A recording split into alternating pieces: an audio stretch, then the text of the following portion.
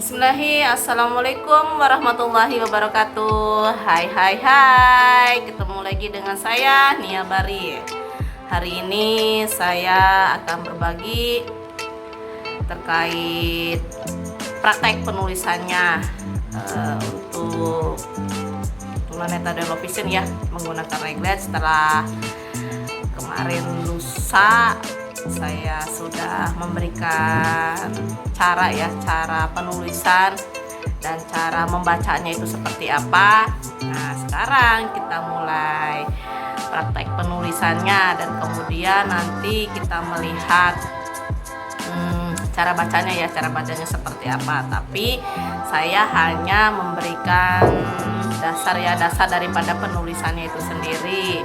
Jadi hanya penulisan abjad dari A sampai Z ya. Kemudian saya akan juga memberikan berbagi ya, bukannya memberikan, berbagi cara menulis angkanya juga seperti apa. Karena menulis angka dengan menulis abjad itu ada perbedaan ya, Nanti saya akan menjelaskan terkait cara penulisan angka dan abjad. Dan sekarang pertama saya akan memberikan atau berbagi cara penulisan untuk angka. Jadi dalam penulisan angka itu sendiri itu harus ada tanda ya, kode untuk membedakan antara huruf abjad dan angka seperti itu. Jadi sebelum angka itu ditulis itu ada kodenya ya. Kalau dikatakan ada simbolnya. Nah, simbolnya itu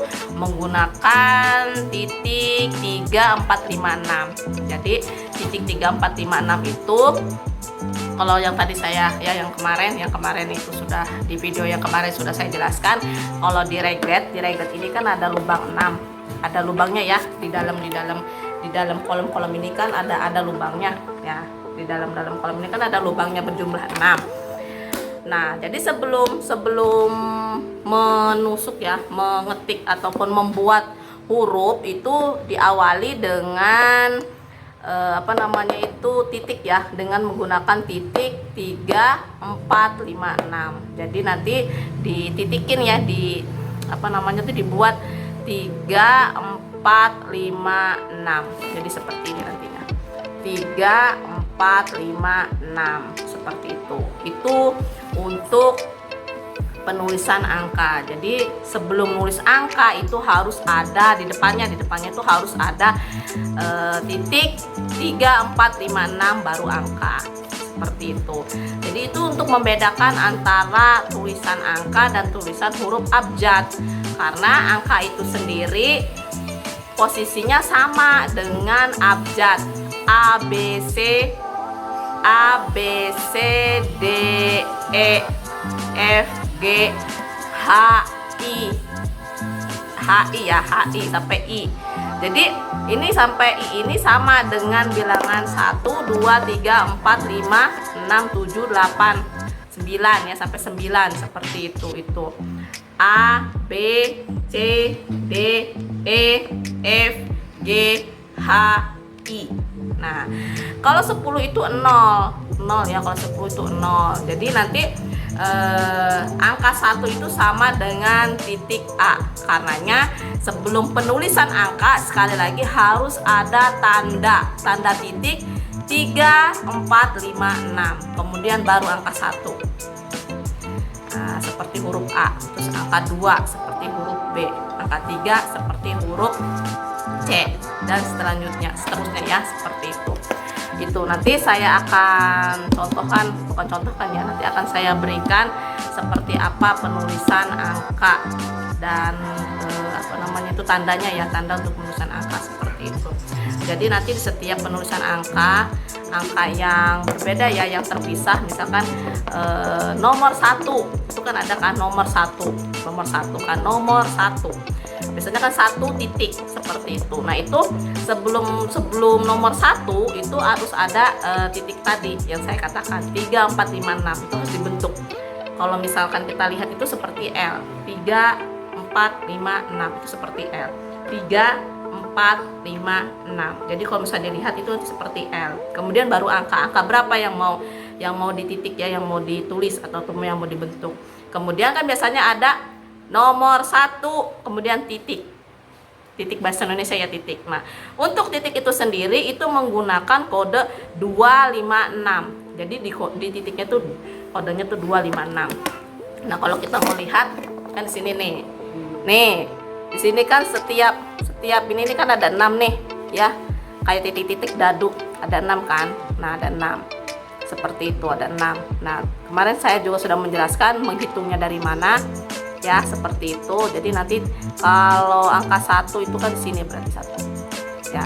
Nomor 1 3, 4, 5, 6.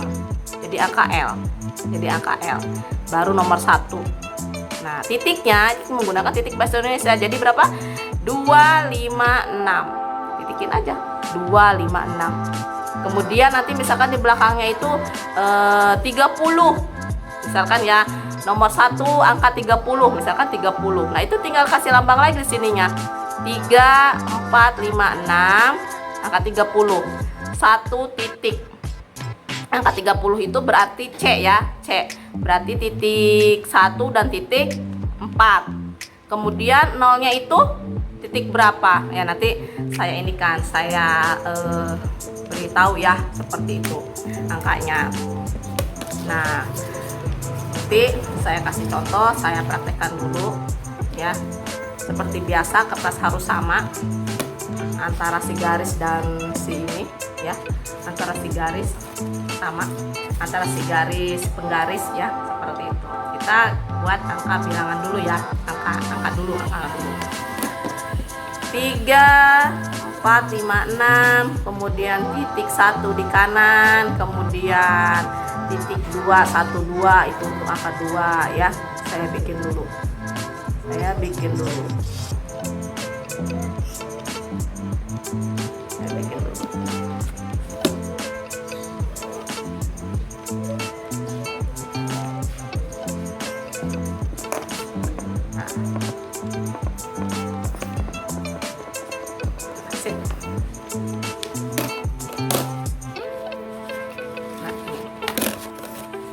Terlihat? Nah, ini angka 0. Nih, paling terakhir ini angka 0 ini. Angka 0 itu berarti di 5, 6 dan 3. Ya, seperti itu. Nih. Nah, ini yang saya sebut tadi. Seperti angka L. Jadi sebelum penulisan angka, ini angkanya kan, nih. Ini angkanya nih. Ini kan angka 1, ini angka 2. Ini angka 3, 4, 5, 6, 7, 8, 9. 0 itu 10 ya. Nah, ini kita kasih tanda ini dulu, L. 3, 4, 5, dan 6. Jadi sebelum menulis angka 1, angka 2 sampai angka seterusnya itu harus menggunakan ini dulu. Karena apa? Karena kalau misalkan tidak ada tanda ini 3, 4, 5, 6, itu nanti si anak akan membacanya ini dengan huruf A, B, C, D, E, F, G, H, I. Seperti itu. Karenanya dibedakan antara huruf abjad dengan angka atau bilangan itu dengan ini. Nih kodenya. Jadi setiap penulisan angka itu harus ada ini, diawali dengan ini, tanda ini. Ya, jangan lupa 3, 4, 5, 6 baru angka. Kemudian titik bahasa Indonesia. Titik bahasa Indonesia itu tadi sudah saya katakan ya, nomor berapa? 2. Berarti kan ini 3 ya. Kalau di sini kan 3 nih. Yang ini kan 3, berarti di atasnya di sini. 2, 5, 6. Di sini angka 2-nya ya. Kalau ini kan 3 nih, titik 3. Nah, berarti di sininya. Nih. Nanti di titiknya nanti kan posisinya kan di depan saya ya, berarti titiknya ya. Nanti timbul dah di sini. Nah, di sini nanti timbul di sini. kalau itu seperti itu, karena posisinya kalau membaca itu kan dibalik kertasnya seperti itu. Itu 3 4 5 6 seperti itu. Ini untuk cara penulisan angkanya ya. 1 2 3 4 5 6 7 8 9 0. Ingat, kalau angka harus ada ininya, harus ada lambang seperti ini, seperti itu ya. Kemudian kita masuk ke abjad. Saya sudah ya tadi sebetulnya sudah saya coba juga menulis abjadnya. Ini abjadnya. Kita lihat antara yang A. Kita lihat antara yang A dengan nomor 1 sama kan? Nih. A dengan angka 1 sama. Ya kan? Sama. Perhatikan. B dengan angka 2 juga sama. C dengan angka 3 sama. Coba diperhatikan. Nah, lihat. Tuh. Ini kosong sama dengan huruf J. Tuh, sama kan? Nah. Ya, kelihatan? Ya, coba dari sini ini A B C D E F G H I J. Ini J nih, J. Kemudian bawahnya lanjutan. K L, ini K ya, ini K. K L M N O P Q R S T U V W X Y Z. Seperti itu. Jadi kalau misalkan untuk menulis tinggal dilihat saja. Ingat, kalau menulis itu kertas di depan, kalau membaca harus dibalik kertasnya. Ini kan dibalik posisinya, kalau ini sudah dibalik. Jadi dilihat. Ini si A-nya ya. Ini kan kalau si A-nya itu berarti posisinya harus sebelah kiri. Ya, si A. Karena kalau menulis kan sebelah kanan. Kalau dibalik, kan ini kan posisi menulis kan. Ini kan sudah dibalik ya, posisi menulis itu kan begini berarti A kanan. Kalau dibalik kan berarti seperti ini.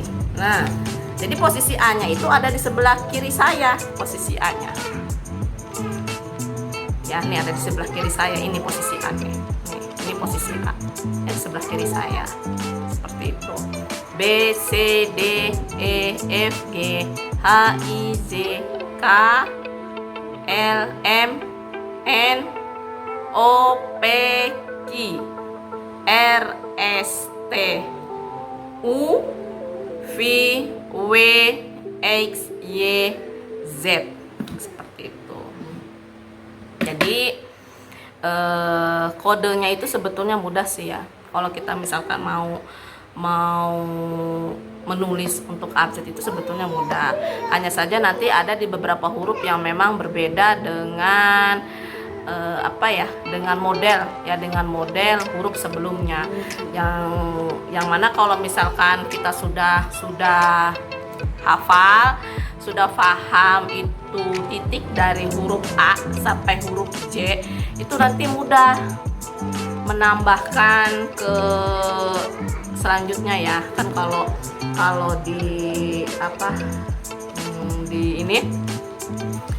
di reglet ataupun di papan tulisnya itu kan ada 3 ya. Ada 3 kalau saya ambil dulu papannya ya. Papan bacanya, maaf.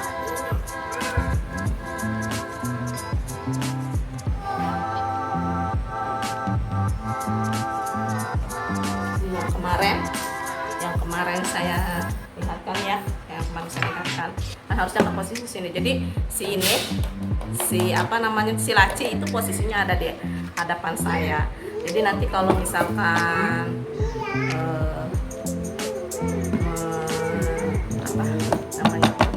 menulis kan harus dari sini. Jadi membaca dari sini seperti itu. Karena dibalik si kertasnya. Ini dari sini, kemudian nanti baca dari sini seperti itu. Nah ini ada 3, kan ada 3 kan ini.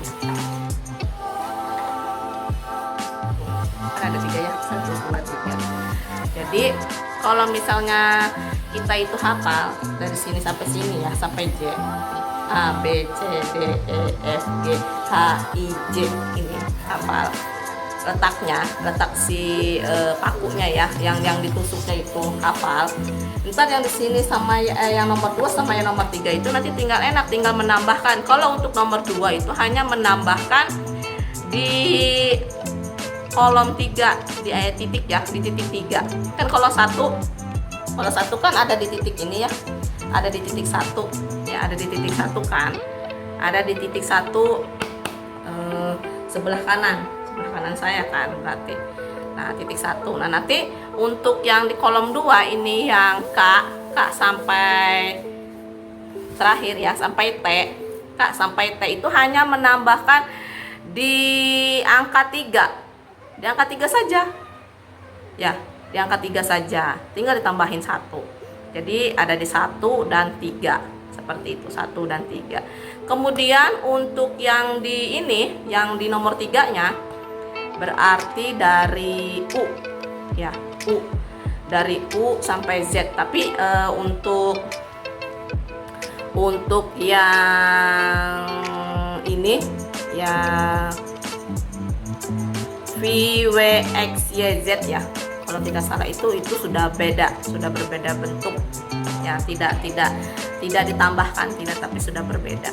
Nah kalau untuk yang ini ya, yang untuk U sama yang RST UV ya, V, U sama V itu hanya menambahkan, tinggal menambahkan di 6 dari yang di atas. Kan kalau K itu 1, 3 ya, kalau K kan dari A itu kan angka 1 nih, angka 1 ya kan, tinggal menambahkan di angka 3 nya, 1, 3 berarti. Nah untuk di bawahnya lagi yang ini, yang U itu kan yang dari titik 2 ini kan, yang dari kolom 2 ini kan sudah terbentuk 1 dengan 3 ya kan. Nah tinggal ditambahin aja lagi di sini di titik 6 satu lagi, 1, 3 dan 6 itu sudah kuncinya. Jadi mudah, tidak banyak kita mengingat, jadi tinggal mengingat yang di atasnya. Kemudian yang di kolom 2 tinggal menambahkan di titik 3 dari yang kolom sini, dari yang kolom 1 itu tinggal menambahkan di titik 3. Dan untuk yang di kolom 3 itu hanya menambahkan di titik 6 untuk yang U dan V. U dan V itu hanya menambahkan titik yang 3. Sedangkan RST, U, V, W, X, Y, Z itu sudah berbeda ya, sudah berbeda, bentuknya itu sudah berbeda. Jadi itu harus mengingat, harus diingat. Jadi bentuk WX, YZ itu harus diingat di titik mana aja, seperti itu.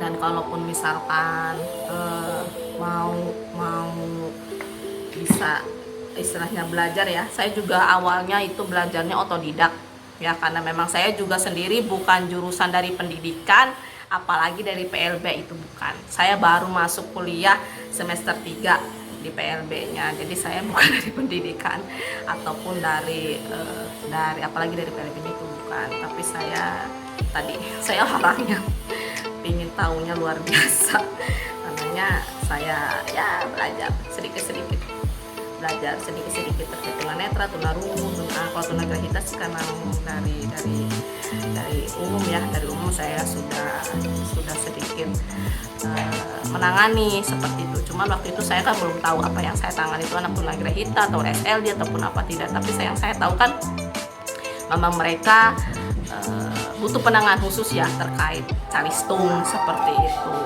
Nah itu kalau misalkan saya tidak mengetahui EQ-nya berapa, ya saya anggap ya sudahlah, biasa seperti itu kan, karena memang dari dulu yang namanya SD umum kan menerima anak-anak seperti itu gitu tuh. Kalaupun misalkan tidak naik ataupun ya wajar lah seperti itu. Tidak ada pikiran dalam hati saya, dalam pikiran ataupun dalam hati saya itu anak tunagrahita atau anak SLD, saya tidak tahu. Tapi ya sudah, datang ke rumah kemudian minta, kalau dibilang privat ya, minta privat, ya sudah saya tangani seperti itu. Itu makanya kalau untuk tunagrahita dan SLD ya seperti itu, saya sudah dari dulu sudah menangani seperti itu. Tapi kalau untuk tunarungu kemudian tunanetra dan yang lainnya gitu, sebelumnya saya belum pernah menangani, dan saya mulai menangani yang khusus seperti itu dari tahun 2011 ya, sekitar 2011an 2012 lah saya mulai terjun ke itu ya, ke sekolah khusus seperti itu. Dan ya sedikit-sedikit saya mulai beradaptasi ya. Pertama kan saya juga bingung, semua yang saya lihat, semua yang saya hadapi ini saya bingung. Pertama kalinya saya bingung nih, saya mau seperti apa dan saya mau membagaimanakan ini anak, karena saya basically bingung, bener-bener bingung, saya nggak tahu harus berbuat apa. Seperti itu, dari situ saya termotivasi ya, saya harus cari tahu kayak gitu kan, bagaimana caranya menghadapi atau menangani anak-anak seperti itu ya. Alhamdulillah, walaupun belajar dengan otodidak ya, dan saya sebelum masuk ke PLB ya saya ini hasilnya, dan kemudian saya masuk ke PLB ya lebih banyak ilmu yang saya dapat, yang memang saya pingin paham gitu kan, bukan hanya sekedar tahu tapi pingin paham juga, karena memang sekarang yang saya hadapi ya anak-anak yang memang membutuhkan membutuhkan pendampingan khusus ya, gitu, layanan khusus seperti itu. Jadi ya sudah seperti inilah hasilnya. Jadi kalau bagi rekan-rekan yang ingin belajar, istilahnya bisa ya, istilahnya kalau kita misalkan mau berusaha itu bisa seperti itu. Saya juga awalnya seperti itu. Jadi saya coba beli reglet. Nah, di dalam reglet itu memang ada paket seperti itu. Nah, ini. Jadi saya tuh awal itu ya belajar dari sini. Saya belajar dari sini. Saya pahami, baca hanya sebatas seperti ini. Karena memang saya sendiri tidak begitu hobi membaca. Kalau membaca kali lebar saya kurang. Tapi kalau baca seuplit seperti ini saya masih mampu untuk membaca. Tapi kalau panjang kali lebar seperti modul dan lain sebagainya, oh my god, bendera putih pasti akan berkibar di kepala saya seperti ini. Jadi karena memang sistem pembelajaran saya itu sebetulnya lebih banyak ke audio visual ya daripada membaca. Jadi saya lebih senang kalau orang memberikan keterangan penjelasan seperti itu, saya lebih cepat menangkap dan saya lebih lama mengingatnya gitu daripada saya harus membaca seperti itu. Dan kalaupun misalkan membaca ya harus ada yang menerangkan gitu tuh, tidak bisa membaca sendiri gitu tuh, seperti itu. Kayak apa ya, mahasiswa yang jauh ya, seperti itu kan kadang-kadang si modul belajar sendiri, itu saya kurang seperti kurang lah intinya seperti itu. Jadi kalau yang mau belajar secara otodidak terkait penulisan untuk tunanetra itu bisa satu aja, nggak apa-apa, beli regletnya paket langsung set, murah, bisa beli di Shopee dan lain sebagainya, atau toko-toko peralatan tunanetra ya seperti itu. Jadi nanti ada ininya nih, jadi nanti tinggal belajar. Nah di sini kan ada nih, nah ini kan tandanya tuh, tanda ada kan. Nah seperti saya juga awalnya bingung, kok ada tanda begininya. Pas saya perhatikan awal-awal ya, perhatikan kok angka 1 sama dengan A ya, oh ini sama dengan ini, oh ya seperti itu. Ternyata memang harus ada tanda ininya dulu sebelum menulis angka. Kalau nggak ada tanda ini nanti si anaknya bisa bacanya ya ini, jadi A seperti itu. Saya baru paham, iya. Nah ini dasar. Kemudian saya sekarang sedang belajar terkait ketunanetraan ya, ini belajar menulis braille dan sebagainya ya. Alhamdulillah, jadi banyak juga sedikit tahu bagaimana tata cara penulisan dan lain sebagainya gitu. Kalau untuk tunarungu kan memang apa ya, ada bahasa isyaratnya ya. Kalau di Indonesia kan malah ada 2 ya, Bisindo dengan Sibi seperti itu. dan itu tinggal si anaknya ya mau menggunakan CB ataupun Bisindo. Tapi biasanya kalau di sekolah-sekolah itu biasanya menggunakan CB seperti itu. Kalau dibilang sih bahasa bakunya ya kayaknya seperti itu bahasa bakunya. Dan kalau saya pribadi, karena memang saya sendiri juga belum begitu hafal ya perlunya CB-an seperti itu, makanya anak-anak yang ada di sekolah ini kayak gitu, saya masih menekankan ke oralnya dulu seperti itu. Jadi melatih oralnya dulu, dan itu pun saya belajarnya juga sama, otodidak juga seperti itu, sama dengan braille. Jadi seperti itu ya rekan-rekan terkait dasar penulisan daripada abjad dan huruf,